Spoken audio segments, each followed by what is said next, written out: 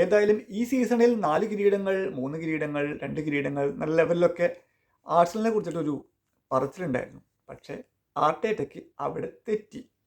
ക്വാഡ്രിപ്പിൾ, triple എന്നൊക്കെയായിരുന്നു ഈ ജനുവരി മാസം വരെ, കഴിഞ്ഞ ജനുവരി മാസം വരെ ആർസണലിനെ കുറിച്ചിട്ട് വാഴ്ത്തി പാടിയിരുന്നത്.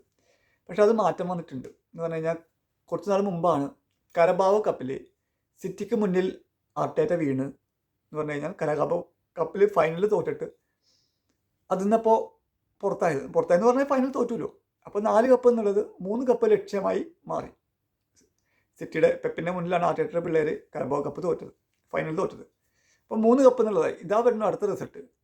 FA കപ്പ് ക്വാർട്ടർ ഫൈനലിൽ, ഞാൻ പറഞ്ഞു വരുന്നതാണ്, FA കപ്പ് ക്വാർട്ടർ ഫൈനലിൽ ആർട്ടേറ്റയുടെ ആഴ്സണൽ, അതായത് പ്രീമിയർ ലീഗിൽ 1ാം സ്ഥാനത്ത് തുടരുന്ന ആഴ്സണൽ സൗത്താംപ്ടനെതിരെ 2-1 തോറ്റ് FA കപ്പിൽ നിന്നും പുറത്തായി. അപ്പോൾ ട്രിപ്പിൾ എന്നുള്ള ഒരു ലക്ഷ്യവും പോയി. ഇനി ഡബിൾ മാത്രമാണ് ലക്ഷ്യം. അതിലൊന്ന് പ്രീമിയർ ലീഗാണ്. അത് ഏതാണ്ട് അവരെടുത്ത പോലെ തന്നെയാണ്. പിന്നെ അത്ഭുതങ്ങളും സംഭവിച്ചില്ലെങ്കിൽ അവരെടുക്കും. അത്ഭുതം സംഭവിച്ചാൽ സിറ്റി എടുക്കും. ആ ലെവലിലാണ് പോകുന്നത്. പിന്നെ അടുത്ത ചാമ്പ്യൻസ് ലീഗാണ്. അത് ഇത്തിരി കടികെട്ടിയാണ്. അപ്പോൾ ഈ രണ്ട് ഇപ്പോൾ തോറ്റ കരബാവോ കപ്പ് FA കപ്പും അവർ നഷ്ടമായി. അത് കാരണം കൊണ്ട് 4 കിരീടം കിട്ടില്ല. ഇനി 2 ലക്ഷത്തിലേക്കാണ് ആർട്ടേറ്റയുടെ കുതിപ്പ്. ഇനി ഇപ്പോൾ ക്വാർട്ടർ ഫൈനലിലേക്ക് വന്നു കഴിഞ്ഞാൽ സൗത്താംപ്ടന്റെ ഹോം ഗ്രൗണ്ടിൽ വെച്ചിട്ടായിരുന്നു മത്സരം നടന്നത്.